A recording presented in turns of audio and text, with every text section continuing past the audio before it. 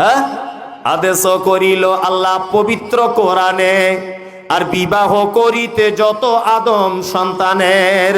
কোরআনে আদেশে আল্লাহ যদি না করিত, মানুষের বংশ সব ধ্বংস হয়ে যেত। কিন্তু হায় বর্তমানে হতেছে এমন, বেটির বিয়েতে বেটার বাপ নিচ্ছে কত পণ। কেহু সোনা দানা নিচ্ছে, কেহু টাকা করি, কেহু জমি জায়গা নিচ্ছে, কেহু নিচ্ছে বাড়ি। আবার কত বাপজি বলে নিব না কপন, আর বেটা বেটি সাজিয়ে দিক বিয়াই আপন। টাকার বেলায় সাধু সাজে, জমির বেলায় চোর। বর্তমানে বেটার বাপ এমনি হারাম খোর।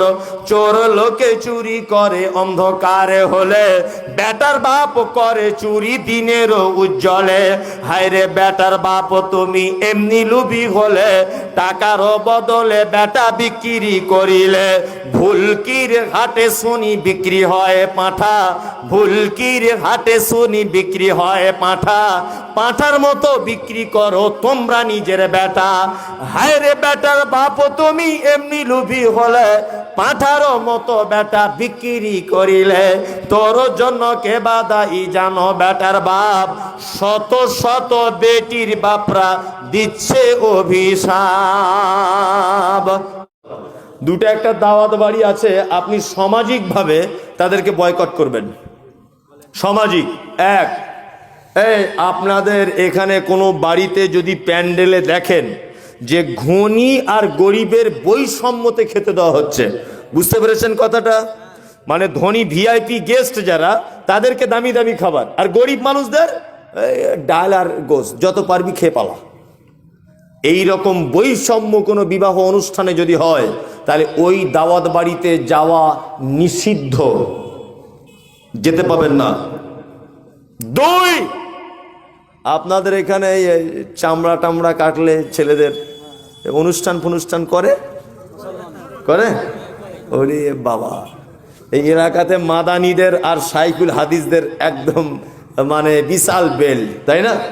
বড় বড় মাদানী এলাকাতে ভর্তি, আর সাইকুল হাদিস ভর্তি আছে, নেই? তাহলে এইটা আমরা তুলতে পারবো?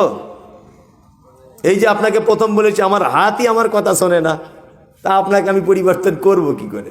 আমার নিজের হাত আমার কথা শোনে না, নিজের চোখ আমার কথা শোনে না, সেই প্রথমে বলে এসেছি, তাই না? সমাজ পরিবর্তন হবে কি করে? শুনুন, সমাজে এই জিনিসগুলো পরিবর্তন না হবার মূলে হচ্ছে আলেম সমাজেরা। আমি মমতাজুল ইসলাম বলে দিচ্ছি, আমি আমার দোষ দিচ্ছি, এখানকার আলেম নয়, আমার মতো আলেম। যদি বলছেন কেন, এই অনুষ্ঠান বাড়িতেই একটা মুসলমানি খাতনান অনুষ্ঠান বাড়িতে দাওয়াত দিচ্ছে বড় একটা কোনো সাইকুল হাদিসকে, সে চলে যাচ্ছে খেতে। এখন পাবলিক ভাবছে যদি সাইকুল হাদিস যায় আমি গেলে ক্ষতি কি? এটা ভাবছে কি ভাবছে না? ভাবছে। কেউ রাগ করিয়েন না, আমি বাস্তব কথাটাই বলছি। হ্যাঁ, তাহলে আমাদের এইগুলো আগে ত্যাগ করতে হবে। প্রথম আমরা সামাজিকভাবে বয়কট করতে হবে আমাদেরকে, তাহলে পাবলিক অনেকটাই শিখবে। এই তোমার ছেলের এই নিচের চামড়া কাটতে গিয়ে যদি অনুষ্ঠান করা লাগে, তো এখনো তো অনেক কিছু কাটার বাকি। হ্যাঁ, অনেক কিছু তো তোমার ব্যাটার কাটার বাকি আছে, সব বেলা অনুষ্ঠান করবা? কাটতে হবে চামড়াটা, যে কোনো ভাবেও কেটে দেন, আপনি নিজেও কেটে দিতে পারেন, কোনো অসুবিধা নেই। আপনার স্ত্রী ধরবে, আপনিও কেটে দিবেন, অসুবিধা নেই, যদি পারেন। তাহলে কি বলছে বুঝতে পারছেন না? ডাক্তারখানাতে যাবেন, গিয়ে কেটে আনবেন। এইটা কাটার লেগে আবার অনুষ্ঠান করা লাগে কেন? এটা ইসলামে আছে? নাই। দুই, তিন নম্বর বলছি, আপনাদের এখানে তো সব সিস্টেম নেই, বিয়েতে টাকা পয়সা নেই, এসব কোনো ব্যাপার নেই তো? এসব আছে আপনাদের দিকে? আমি ভাবছিলাম আমাদের ওদিকে হয়, আপনাদের দিকেও হয়। কি টোটো নিচ্ছে বিয়েতে? মাশাআল্লাহ, যাই হোক, তবে একটা ভালো জিনিসে নিচ্ছে, কিছু ইনকাম করে বেটিটাকে খাওয়াবে। মোটর সাইকেলের থেকে ভালো টোটো নিচ্ছে, তাই না? একটা লোক বলুন তো যে আমি 1 টাকা নিইনি। হ্যাঁ, যারা হাত তুলতে পারছে না নিশ্চয়ই মালে গোলমাল। হ্যাঁ, না অনেক লোক আছে অবশ্যই নেয়নি, তারা হাত তুলছে না, তাই না? যারা নিয়েছে তারা খুব সুবিধাবাদী লোক নয়, সুবিধাবাদী লোক, একদম সুবিধাবাদী লোক না। ওরা কেমন লোক বলি? হ্যাঁ, আদেশ করিল আল্লাহ পবিত্র কোরআনে, আর বিবাহ করিতে যত আদম সন্তানের। কোরআনে আদেশে আল্লাহ যদি না করিত, মানুষের বংশ সব ধ্বংস হয়ে যেত। কিন্তু হায় বর্তমানে হতেছে এমন, বেটির বিয়েতে বেটার বাপ নিচ্ছে কত পণ।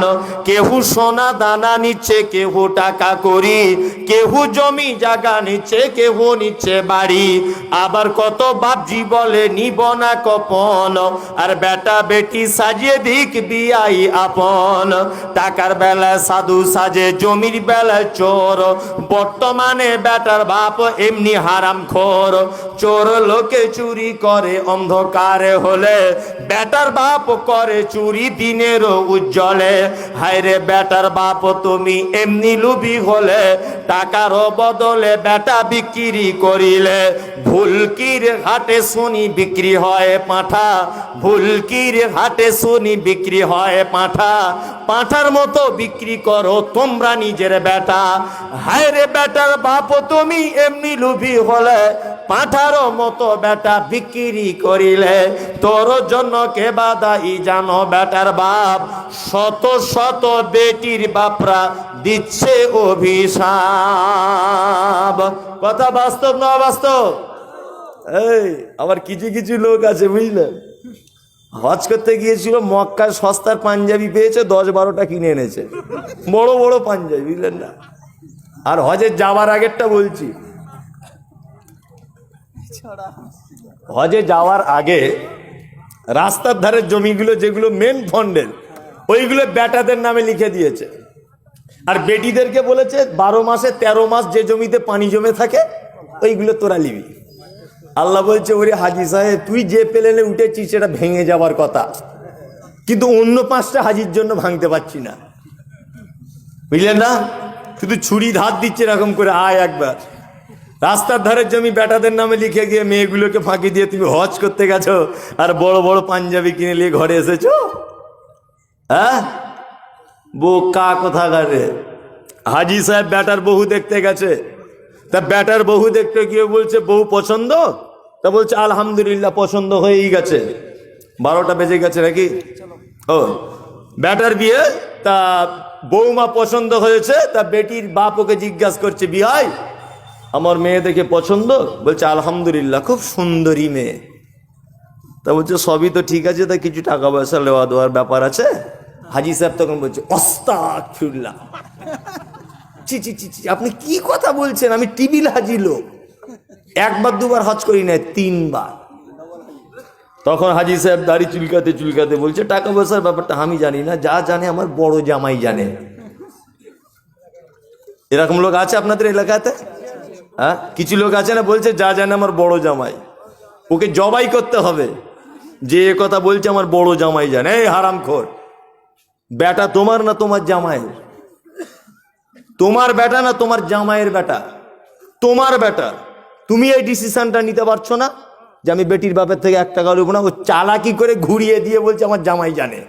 আর জামাই তখন গিয়ে বেটির বাপকে বলছে না তেমন কিছু চাই না, ছোট শালাটার বিয়ে দিলাম, একটা R15 গাড়ি দিয়েছে, 3 লাখ টাকা ক্যাশ, রাস্তার ধারে একটা জমি ছিল ওটা দিয়েছে, খাট দিয়েছে, আলমারি, শোকেস, টিভি, আলনা, সব কিছুই দিয়েছে। এবার আপনি ভাবুন কি দিবেন। কি বলছে বুঝতে পারছেন না? তবে আবার একটা ব্যাপার, এই পণের ব্যাপারে মেয়ের বাপরা 100% দায়ী। যে ছেলে আবার কিছু চায় না, মেয়ের বাপ বলছে ছেলের কোনো ব্যাপার নেই তো। এটা হচ্ছে কি হচ্ছে না? আবার বলছে ছেলেটার কোনো ব্যাপার আছে, তাছাড়া টাকা চায় না কেন, ফ্রিতে কেন বিয়ে করবে বলছে। নিশ্চয় আগে বিয়ে টিয়ে হয়েছিল নাকি, না অন্য কোনো ব্যাপার আছে? এটা বলছে কি বলছে না?